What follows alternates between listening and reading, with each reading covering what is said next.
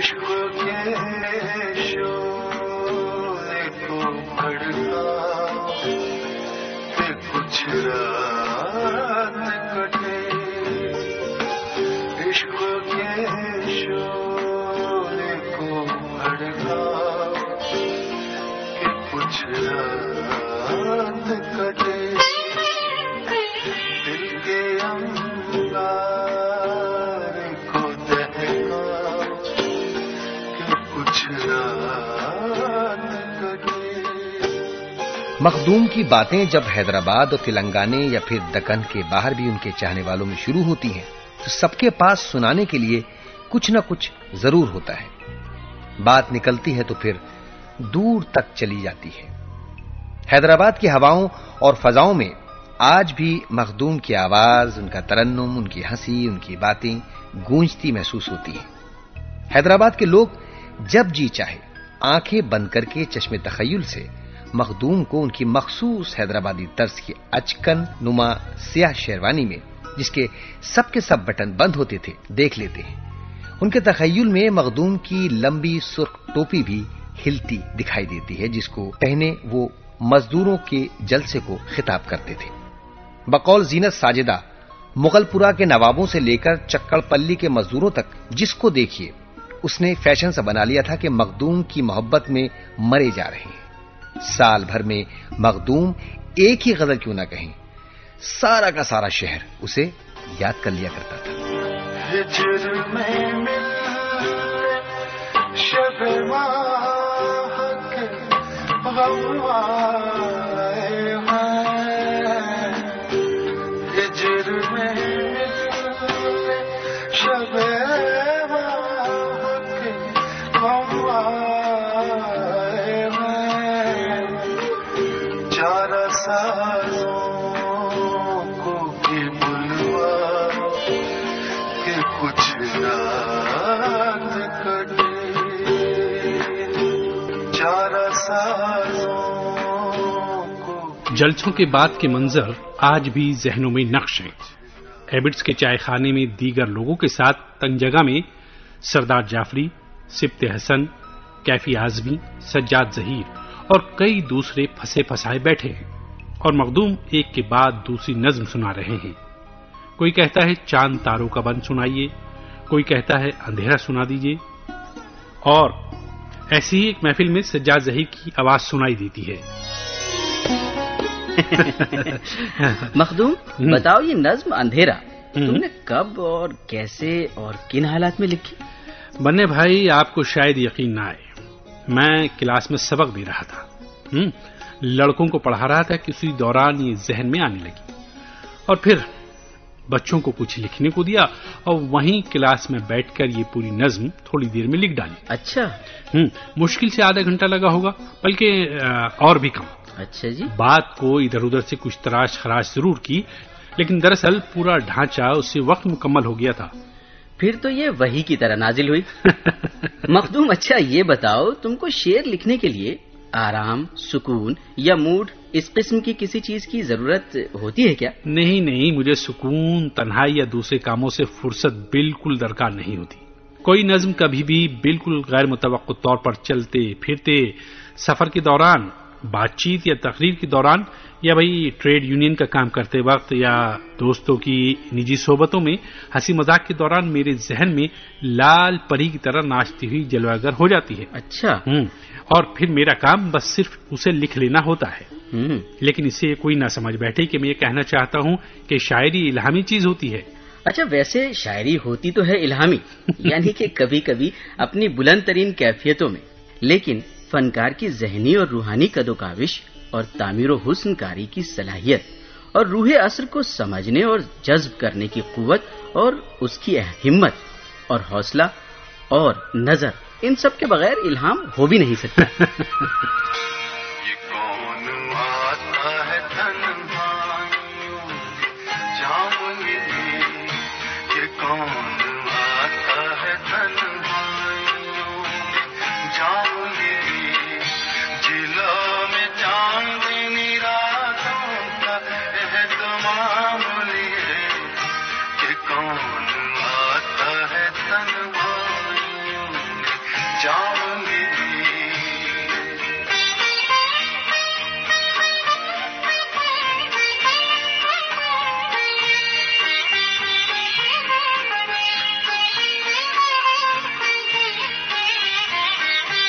کسی خیال کی خوشبو کسی بدن کی مہک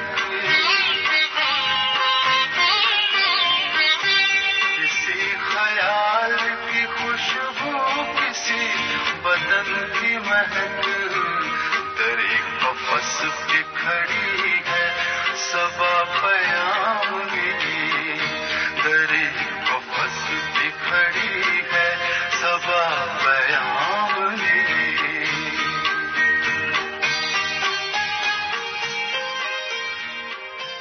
مخدوم خود اپنی شاعری کے بارے میں لکھتے ہیں، کچھ قوس قزح سے رنگت لی، کچھ نور چرایا تاروں سے، بجلی سے طلب کو مانگ لیا، کچھ کیف اڑایا بہاروں سے، پھولوں سے مہک، شاخوں سے لچک اور منڈووں سے ٹھنڈا سایہ، جنگل کی کواری کلیوں نے دے ڈالا اپنا سرمایہ، بدمست جوانی سے چھینی کچھ بے فکری، کچھ اللڑپن، پھر حسن جنوں پرور نے دی آشفت تسری، دل کی دھڑکن، بکھری ہوئی رنگی کرنوں کو آنکھوں سے چن کر لاتا ہوں، فطرت کے پریشان نغموں سے ایک اپنا گیت بناتا ہوں، پھر دوس خیالی میں بیٹھا ایک بت کو تراشا کرتا ہوں، پھر اپنے دل کی دھڑکن کو پتھر کے دل میں بھرتا ہوں۔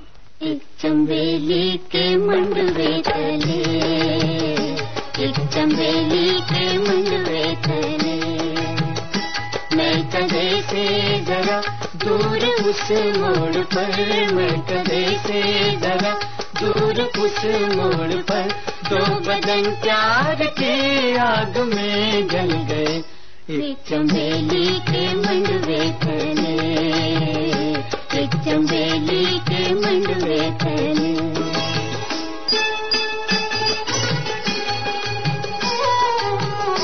پیار ہر پہ وفا، پیار ان کا خدا، پیار ہر پہ وفا، پیار ان کا خدا، پیار ان کی چتا،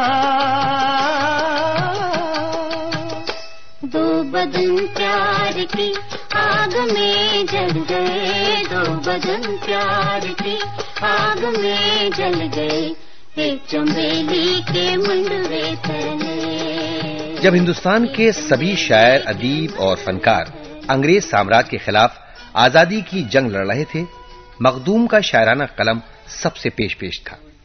مخدوم کی شاعری غلامی کے اندھیرے میں شاعری کی روشن مشل لے کر آگے بڑھی تھی، اور اس نے ہی منزل کا راستہ دکھاتے ہوئے ہم سے یہ بھی کہہ دیا تھا کہ دوش پر اپنی اپنی صلیبیں اٹھائے چلو۔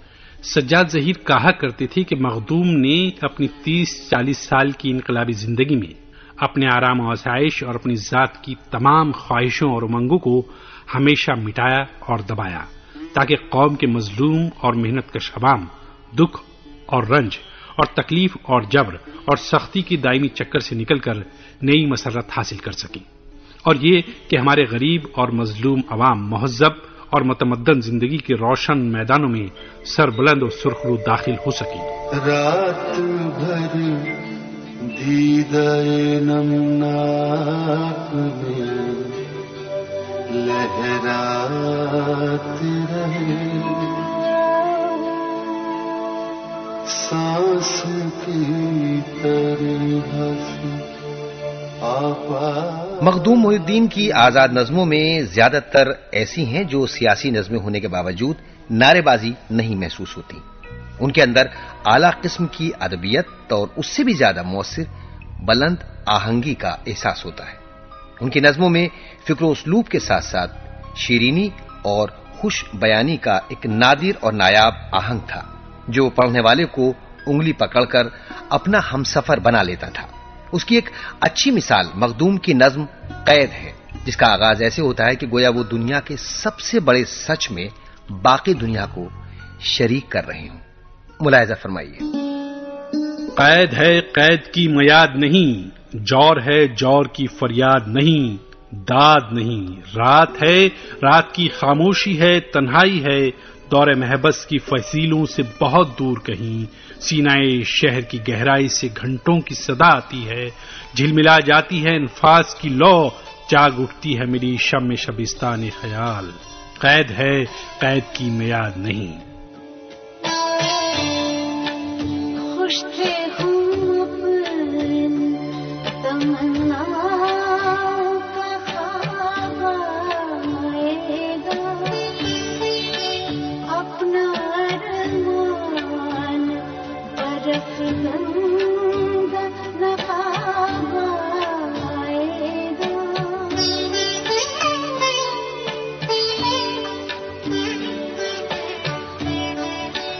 آ گئی تھی دل مزدر میں شکیبائی سی، بج رہی تھی میرے غم خانے میں شہنائی۔ جواہر لال نہرو کی قیادت میں سن 1934 میں جب فاشزم کے خلاف ہندوستانی قومی تحریک زوروں پر تھی تو مخدوم نے اس دور میں اپنی پہلی سیاسی نظم جنگ لکھی۔ مخدوم کی ایک اور نظم ہے چپ نہ رہو، جو مغربی طاقتوں کی چال بازیوں سے افریقہ کے مقبول عام رہنما لومومبا کے بدبختانہ اور ظالمانہ قتل پر لکھی ہوئی ایک خراج عقیدت ہے۔ کوئی اور شاعر اس نظم کو لکھتا تو یہ تقریباً صحافتی نوعیت کی اکہری سی نظم ہوتی، لیکن مخدوم نے اس ظالمانہ واقعے پر اپنے اور ہم سب کے رنج و غم کو اس طرح پیش کیا کہ ہم ایک ایسی استعاراتی دنیا میں پہنچ جاتے ہیں جہاں لومومبا اور مخدوم کا غم ساری دنیا کا غم بن جاتا ہے۔ اور نظم کی شروعات کچھ اس طرح ہے، ملاحظہ کریں۔ شب کی تاریکی میں ایک اور ستارہ ٹوٹا، توق توڑے گئے ٹوٹی زنجیر، جگمگانے لگا ترشے ہوئے ہیرے کی طرح آدمیت کا ضمیر، پھر اندھیرے میں کسی ہاتھ میں خنجر چمکا، شب کے سناٹے میں پھر خون کے دریا چمکے، صبح دم جب میرے دروازے سے گزری ہے صبح، اپنے چہرے پہ ملے خون سحر گزری ہے۔ میرے محبوب میری نیند اڑانے والے، میرے مسجود میری روح پہ چھانے والے، آ بھی جاتا کہ میرے سجدوں کا ارمان نکلے، آ بھی جاتا کہ میرے سجدوں کا ارمان نکلے، آ بھی جاتا تیرے قدموں۔ مخدوم محی الدین ضلع میدک کے ایک دیہات میں پیدا ہوئے۔ ان کی پیدائش 3 فروری سن 1908 کو ہوئی اور پہلی جنگ عظیم اور دوسری جنگ عظیم کے انتشار کے دوران انہوں نے ہوش سنبھالا۔ یہ وہ دور تھا جب ہمارے ملک میں ہی نہیں بلکہ ساری دنیا میں انقلابی تبدیلیوں کی ابتدا ہو رہی تھی۔ ہندوستان کے دبے کچلے عوام غلامی کا بوجھ اپنے سر سے پھینک دینا چاہتے تھے۔ خلافت تحریک کی سرگرمیاں زوروں پر تھیں اور مہاتما گاندھی کی ملک گیر تحریک رنگ لانے لگی تھی۔ مخدوم کے والد کا ان کے بچپن میں ہی انتقال ہو گیا تھا۔ مخدوم کے چچا بشیر الدین نے ان کو کبھی باپ کی کمی محسوس نہیں ہونے دی۔ مخدوم کا گھریلو ماحول مذہبی ہونے کے ساتھ ساتھ قوم پرستانہ بھی تھا۔ گھر پر مہاتما گاندھی، مولانا محمد علی اور بی اماں کے قصے سنتے مخدوم بڑے ہوئے تھے۔ ان کے گھر میں چرخہ کاتا جاتا تھا۔ ان کے چچا کھادی کی بڑی تعریف فرماتے اور خود بھی کھادی پہنتے اور مخدوم کو بھی پہناتے۔ حالانکہ وہ کلف سے اکڑی ہوئی کھادی مخدوم کو قطعی پسند نہ تھی۔ خلافت تحریک کے زمانے میں مخدوم کی عمر کوئی رہی ہوگی یہی 11-12 سال کی۔ مخدوم کے چچا خلافت تحریک کے سرگرم رکن تھے۔ وہ مخدوم کو یہ بھی بتایا کرتے تھے کہ انگریزوں کی غلامی سے آزاد ملک بھی ہیں دنیا میں، اور یہ بھی کہ دنیا میں ایک ملک روس ہے جہاں بادشاہ کو ہٹا کر غریبوں نے خود اپنی حکومت قائم کر لی ہے۔ اب وہاں چھوٹے بڑے سب ایک دسترخوان پر ساتھ ساتھ کھانا کھاتے ہیں۔ یہ مہکتی ہوئی غزل مخدوم، یہ مہکتی ہوئی غزل مخدوم، جیسے صحرا میں رات پھولوں کی، صحرا میں رات پھولوں کی بچھڑی رات. مخدوم محی الدین کی شاعری کا آغاز سن 1933 سے ہوا جب وہ کالج میں طالب علم تھے. مخدوم کی ابتدائی تعلیم عربی، فارسی اور تیلگو میں ہوئی. 15 سال کی عمر میں مخدوم نے سکندر نامہ، دیوان حافظ، مثنوی، مولانا روم کا کچھ حصہ اور شیخ سعدی کی گلستان، بوستان ختم کر لی تھی. ان شہپاروں کا مخدوم پر بہت بڑا امپیکٹ تھا. ادب سے دلچسپی انہیں 1928 سے پیدا ہو چکی تھی. اس دور کے مشہور رسالے نگار اور ایوان مخدوم کمال دلچسپی سے پڑھتے تھے. کالج کے ابتدائی دور سے ہی انہیں کلاسیکل ادب سیکھنے کا موقع ملا. مخدوم کا منفرد رومانی لہجہ شاید اسی لیے جدید ہونے کے ساتھ ساتھ کلاسیکی رنگ میں ڈوبا تھا. خوش تھے خوب تمنا کا خواب آئے گا، اپنا ارمان برف رنگ نقاب آئے گا.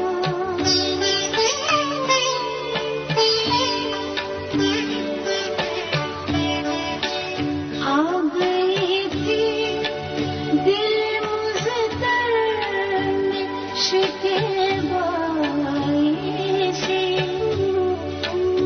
بج رہی تھی میرے خان میں شہنائی سے.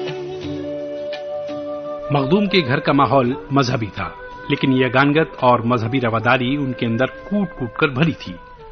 مخدوم نے گاؤں کے اس مندر اور پیپل کے درخت کو کبھی فراموش نہیں کیا جس کے نیچے بیٹھ کر وہ سرسوتی لکھا کرتے تھے. مخدوم بچپن میں مولسری کے بیجوں پر ختم خواجگان، مولود شریف پڑھنے سے لے کر مسجد کی جاروب کشی اور اذان تک دیا کرتے تھے. مسجد میں نمازیوں کے لیے کنویں سے پانی نکالنا، ہر جمعے کو سر منڈوانا، سخت گرم پانی سے نہانا اور روزانہ کے معمول میں فرض، سنت اور نوافل کے علاوہ اشراق اور چاشت کی نمازیں پڑھنا، اس قسم کے مذہبی ڈسپلن سے مخدوم کی طبیعت اکتا جاتی تھی. لیکن گاؤں میں انہوں نے گھر والوں کی چوری سے شرر کے ناولوں کا پورا سیٹ پڑھ لیا تھا. کھیل کود اور شکار کا بھی شوق تھا. 100 گز کی دوڑ، ہائی جمپ، لانگ جمپ اور فٹ بال میں کئی انعامات مخدوم نے لیے تھے. فٹ بال مخدوم کا پسندیدہ کھیل تھا. کالج کے ابتدائی سالوں میں ان کی آواز بہت اچھی تھی اور اچھا خاصا گانا گا لیتے تھے. کہا جاتا ہے کہ مخدوم کی بعض نظموں اور غزلوں کی طرز خود انہی کے ترنم سے مستعار لی گئی تھی. مخدوم بتایا کرتے تھے کہ سن 1933 میں اتفاقیہ طور پر انہوں نے ایک نظم کہی تھی، پیلا دوشالا، جو مزاحیہ نظم تھی. پھر اسی دور میں تلنگن، ساگر کے کنارے اور انہی کھیتوں میں پانی کے کنارے یاد ہے اب بھی. اس جیسی نظمیں اسی شروعاتی دور کی نظمیں ہیں. یہیں کھیتوں میں پانی کے کنارے یاد ہے اب بھی، یہیں کی تھی محبت کے سبق کی ابتدا میں نے، یہیں کی جرت اظہار حرف مدعا میں نے، یہیں دیکھے تھے اشوے ناز و انداز و حیا میں نے، یہیں پہلے سنی تھی دل دھڑکنے کی صدا میں نے، یہیں کھیتوں میں پانی کے کنارے یاد ہے اب بھی. 6 بندوں والی یہ نظم مخدوم کی شروعاتی دور کی نظم ہے. اس کے بعد تلنگن اور کئی دوسری نظموں کے بعد مخدوم نے اپنی وہ مشہور رومانی نظم کہی جو انتظار کے نام سے اردو شاعری کی ایک ناقابل فراموش نظم بن گئی. آئیے سماعت کرتے ہیں. رات بھر دیدائے نمناک میں لہراتے رہے، سانس کی طرح سے آپ آتے رہے جاتے رہے، خوش تھے ہم اپنی تمناؤں کا خواب آئے گا، اپنا ارمان برا فگندہ نقاب آئے گا، نظر نیچی کیے شرمائے ہوئے آئے گا، کاکلیں چہرے پہ بکھرائے ہوئے آئے گا. آ گئی تھی دل مستر میں شکیبائی سی، بج رہی تھی میرے غم خانے میں شہنائی سی، پتیاں کھڑکی تو سمجھا لو کہ آپ آ بھی گئے، سجدے مسرور کے مسجود کو ہم پا بھی گئے، شب کے جاگے ہوئے تاروں کو بھی نیند آنے لگی، آپ کے آنے کی ایک آس تھی اب جانے لگی، صبح نے سیج سے اٹھتے ہوئے لی انگڑائی، اور صبح تو بھی جو آئی تو اکیلی آئی، میرے محبوب میری نیندیں اڑانے والے، میرے مسجود میری روح پہ چھانے والے، آ بھی جا تاکہ میرے سجدوں کا ارمان نکلے، آ بھی جا تیرے قدموں پہ میری جان نکلے. شب کی جاگے ہوئے تاروں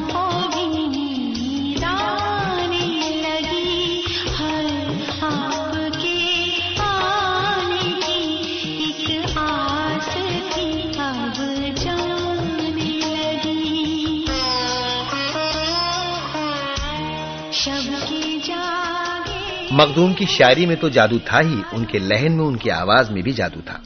ان کا ترنم اتنا خوبصورت تھا کہ وہ آزاد نظمیں تک نہایت غنائیت کے ساتھ ہزاروں لوگوں کی موجودگی میں پیش کر دیا کرتے تھے۔ حیدرآباد میں سبت حسن، اختر رائے پوری، ڈاکٹر جے سوریا نائیڈو اور ریت کے سابق مدیر ایم نرسنگ راؤ نے مل کر انجمن ترقی پسند مصنفین کی شروعات کی۔ اس انجمن کے جلسے سروجنی نائیڈو کے مکان پر ہوا کرتے تھے۔ یہ نظام حکومت کا دور تھا اور اسی دور میں مخدوم کی مقبولیت اور مخالفت شروع ہوئی۔ مقبولیت کی بنیاد یہ تھی کہ مخدوم اور ان کے ساتھیوں کی شاعری زندگی اور عوام کے قریب تھی اور غزل کے روایتی انداز سے ہٹی ہوئی تھی، اور ان کی مخالفت محض سیاسی وجوہات کی بنا پر کی جا رہی تھی۔ مخدوم محی الدین کے کام اور فکر سے جلد ہی نظر حیدرآبادی، سلیمان اریب، میکش، دہقانی، ظہیر بابر، لطیف ساجد، تحسین سروری اور عزیز قیسی جیسے فنکار بھی متاثر ہونے شروع ہو گئے اور اس قافلے میں شریک بھی ہو گئے۔ پھول کے ہار، پھول کے گجرے، پھول کے ہار، پھول کے گجرے، شام پھولوں کی، رات پھولوں کی، شام پھولوں۔ اسی دور میں مخدوم کا مجموعہ سرخ سویرا آیا جو ادبی حلقوں میں ہاتھوں ہاتھ لیا گیا۔ اس کے بعد وہ دوسرے کاموں میں ایسے مصروف ہوئے کہ کچھ بھی نہیں لکھا، لیکن شاید یہ خاموشی قید، چارہ گر اور چاند تاروں کا بن جیسی خوبصورت نظموں کے لیے ماحول تیار کر رہی تھی۔ بڑی شاعری کے لیے شاید وقفہ ضروری ہوتا ہے۔ خواجہ احمد عباس کہا کرتے تھے کہ کہنا بہت مشکل ہے کہ مخدوم ایک انقلابی بڑا تھا یا ایک شاعر، یا پھر ان دونوں خصوصیات سے بڑھ کر وہ ایک بڑا انسان زیادہ تھا۔ مخدوم نے اپنی مختصر سی زندگی میں 100 سے مختلف جگہوں پر زیادہ ٹریڈ یونینیں قائم کی۔ شاعر اور مزدور رہنما کے ساتھ ساتھ مخدوم ایک اچھے اداکار بھی تھے اور اپنی نوجوانی کے دنوں میں خود اپنے لکھے ہوئے ڈراموں میں کام کیا کرتے تھے۔ مخدوم کی اداکاری کی تعریف گردیو رویندر ناتھ ٹیگور نے بھی کی اور کہا کہ مخدوم تو گیتوں اور نظموں میں بھی ڈرامائی کیفیت پیدا کر دیتا ہے۔ سرخ سویرا کی نظمیں مثلاً موت کا گیت، انتظار، تور اور آتش کدا نہایت مؤثر اور خوبصورت نظمیں ہیں، اور اسی دور میں مخدوم نے ایک نظم حویلی لکھی تھی۔ ایک بوسیدہ حویلی یعنی فرسودہ سماج لے رہی ہے نزا کے عالم میں مردوں سے خراج، ایک مسلسل کرب میں ڈوبے ہوئے سب بامودر، جس طرف دیکھو اندھیرا، جس طرف دیکھو کھنڈر، جن میں رہتے ہیں مہاجن، جن میں بستے ہیں امیر، جن میں کاشی کے برہمن، جن میں کعبے کے فقیر، رہزنوں کا قصر شورا، قاتلوں کی خوابگاہ، کھل کھلاتے ہیں جرائم، جگمگاتے ہیں گناہ، سیم و زر کا دیوتا جس جا کبھی سوتا نہیں، زندگی کا بھول کر جس جا گزر ہوتا نہیں، جس کے خونے گرم سے بزمیں چراغاں زندگی، جس کے فردوسی تنفس سے گلستاں زندگی، بجلیاں جس کی کنیزیں، زلزلے جس کے سفیر، جس کا دل خیبر شکن، جس کی نظر ارجن کا تیر، ہاں وہ نغمہ چھیڑ جس سے مسکرائے زندگی، تو بجائے ساز الفت اور گائے زندگی، آ انہی کھنڈروں پہ آزادی کا پرچم کھول دیں، آ انہی کھنڈروں پہ آزادی کا پرچم کھول دیں۔ بعد کی نظموں میں چارہ گر، رقص وغیرہ شاہکار نظمیں جن میں عشق اور عمل آفرینی کا حسین امتزاج ہے۔ مخدوم محی الدین نے جس زمانے میں چارہ گر اور چاند تاروں کا بن جیسی آزاد نظمیں لکھی تھیں، اس زمانے میں ترقی پسندی کے پیر و مرشد سردار جعفری تک آزاد نظموں کے خلاف گھنٹوں غصہ کرتے تھے، لیکن ان کے غصے کو مخدوم کی آزاد نظموں کی نغمگی نے ٹھنڈا کر دیا۔ مخدوم کی چارہ گر اور چاند تاروں کا بن جیسی آزاد نظمیں گائی جانے لگی۔ جلد ہی لوگ بھول گئے کہ کبھی کچھ لوگ آزاد نظم کے خلاف بھی تھے۔ مخدوم کی شاعری میں ترنم کا ایک سیل رواں پنہاں ہوتا ہے۔ یہی اس کا حسن ہے اور یہی اس کی انفرادیت بھی۔ ان کے شعروں کی تخلیق موسیقی سے ہوتی ہے اور دل کی دھڑکن کا آہنگ ہی ان کا میٹر اور وزن بن جاتا ہے۔ پیار ہر پہ وفا، پیار ان کا خدا، پیار ہر پہ وفا، پیار ان کا خدا، پیار ان کی چتا۔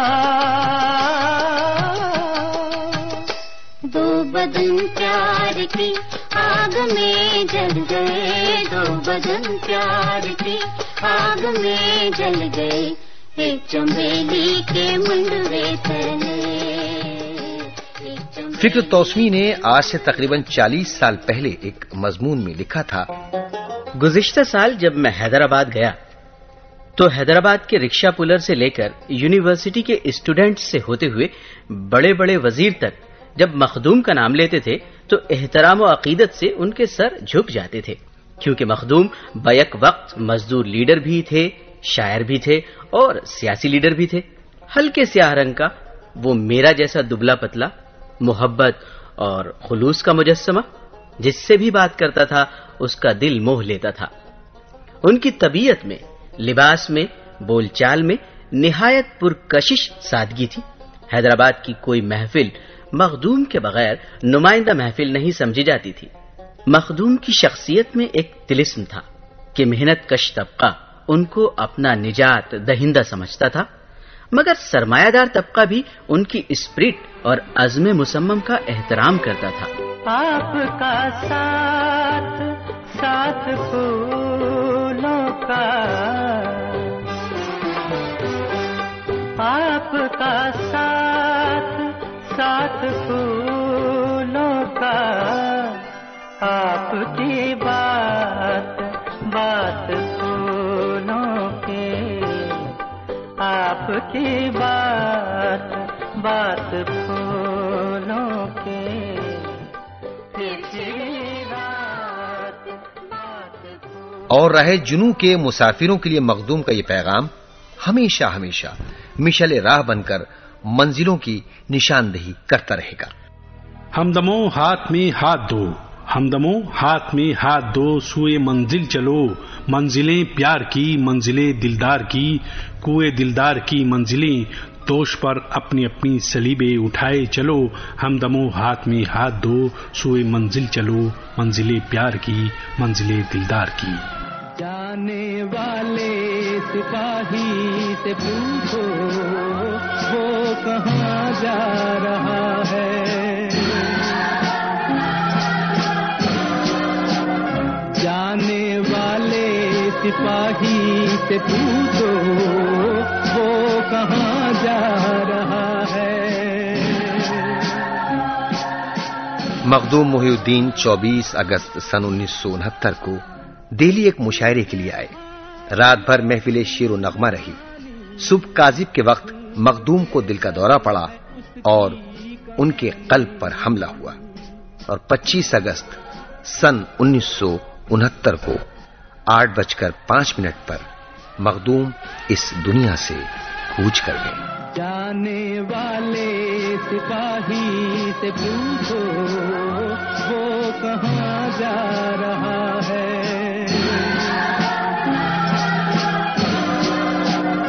جانے والے سپاہی سے پوچھو وہ کہاں جا رہا